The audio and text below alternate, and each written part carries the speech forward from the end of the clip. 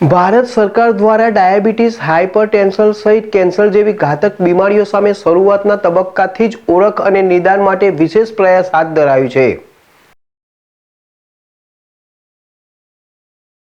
ભારત સરકાર દ્વારા diabetes, hypertension સહિત કેન્સર જેવી ઘાતક બીમારીઓ સામે શરૂઆતના તબક્કાથી જ ઓળખ અને નિદાન માટે વિશેષ પ્રયાસ હાથ ધરાયો છે.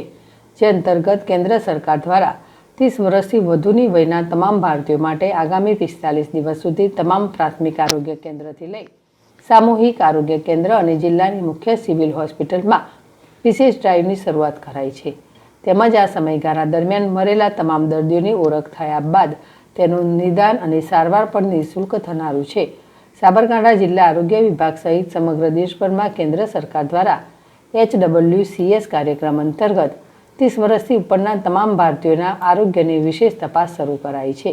જેમાં અત્યંત ઘાતક ગણાતા બ્રેસ્ટ કેન્સર, સર્વાઇકલ કેન્સર સહિત હાઇપરટેન્શન અને ડાયાબિટીસ જેવી બીમારીઓને દૂર કરવા માટે સતત 45 દિવસ સુધી એકલા સાબરકાંઠામાં જ 300થી વધુ જગ્યાઓએ વિશેષ મેડિકલ કેમ્પ શરૂ કરાયા છે. જેમાં 30 વર્ષથી વધુ વયમર્યાદા ધરાવનારા લોકો માટે વિશેષ તપાસ ડ્રાઇવ શરૂ થઈ ગઈ છે. આ વિશેષ ડ્રાઇવ દરમિયાન જે કોઈ વ્યક્તિઓને બ્રેસ્ટ કેન્સર, સર્વાઇકલ કેન્સર સહિત હાઇપરટેન્શન અને ડાયાબિટીસની ઓળખ થશે તો તમામને નિઃશુલ્ક નિદાન તેમજ સારવાર આપવાની જોગવાઈ કરાઈ છે.